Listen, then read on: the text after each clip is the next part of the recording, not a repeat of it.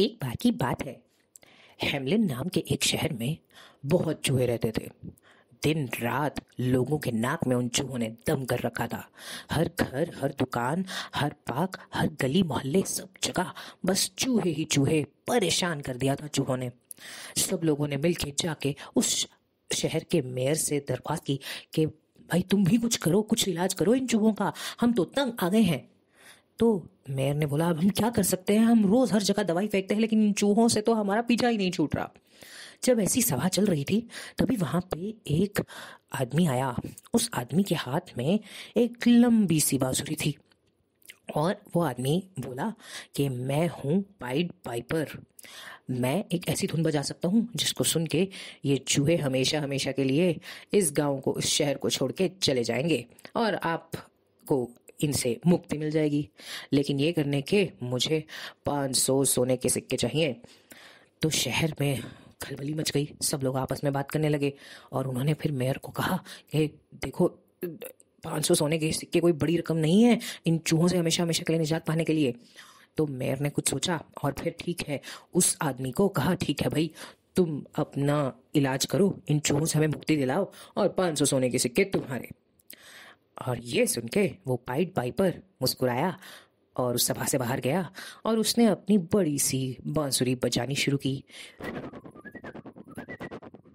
जैसे ही उसने वो धुन बजानी शुरू की तो कोने कोने से उस शहर में छुपे हुए जो चूहे हैं वो उसकी तरफ आने लगे। ऐसे चल रहे थे वो चूहे जैसे नशे में हों और एक एक एक करके 100, 1000, लाखों की तादाद में चूहे उस पाइड पाइपर के आसपास जमा हो गए। फिर धीरे धीरे बांसुरी बजाते बजाते वो पाइड पाइपर उन चूहों को लेके चल पड़ा। वे चूहे उसके पीछे पीछे उस धुन में मस्त होके चलते रहे और उस पाइड पाइपर ने दूर एक झरने में ले जाके उन चूहों को उसी धुन में मस्त रखते रखते कूदने के लिए मजबूर कर दिया।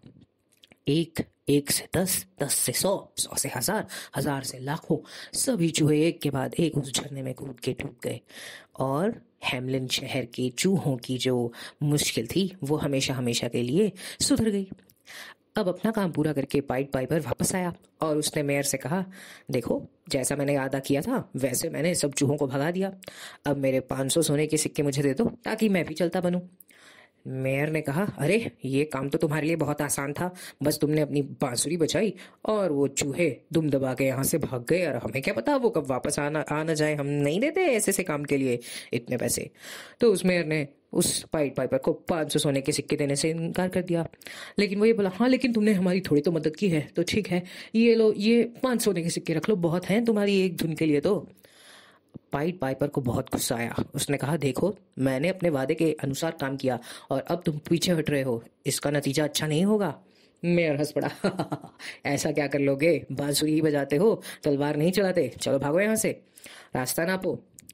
पाइड पाइपर को बहुत गुस्सा आया और उसने सोचा, इस चीज़ का बदला तो मैं इस पूरे शहर से लूंगा, क्योंकि मेयर ने तो मुझे इनकार कर ही दिया सोने के सिक्के देने से, लेकिन शहर का कोई भी और आदमी मेरी मदद करने नहीं आया और मेरी तरफ नहीं हुआ। अब मैं इन्हें मजा चखाऊंगा। उस रात जब सब सोने चले गए तो पाइड पाइपर ने अपनी बांसुरी पे एक अलग ही धुन बजानी शुरू की। ये धुन सिर्फ बच्चों को सुन सकती थी और ये धुन सुनते सुनते उस शहर के सभी बच्चे एक एक करके अपने घर से बाहर आ गए और देखते ही देखते पाइड पाइपर के आसपास वो हजारों बच्चे जमा हो गए। वे बच्चे ऐसे थे जैसे एक अपने ही धुन में नाच रहे हों और गुनगुना रहे हों और मगन हों। और फिर पाइड पाइपर वो धुन बजाता बजाता चलने लगा, वो बच्चे भी उसके पीछे पीछे चलने लगे। देखते ही देखते वह सब हेमलिन शहर से बाहर आ गए और दूर एक पहाड़ के पास पहुंच गए। पाइड पाइपर ने आखिरी धुन बजाई और देखते ही देखते पहाड़ का मुंह खुल गया और उसके अंदर एक ऐसी जगह दिखी जिसमें बहुत सारे झूले, खेलने की चीजें, बहुत सुंदर सुंदर देखने वाली ही देखते ही बनती जगहें थी। और सभी बच्चे ये देख के भागकर उस पहाड़ के अंदर की गुफा में चले गए और पाइड पाइपर भी उन सबके पीछे चला गया। और जैसे ही उसने धुन बजानी बंद की तो उस पहाड़ का मुंह भी बंद हो गया।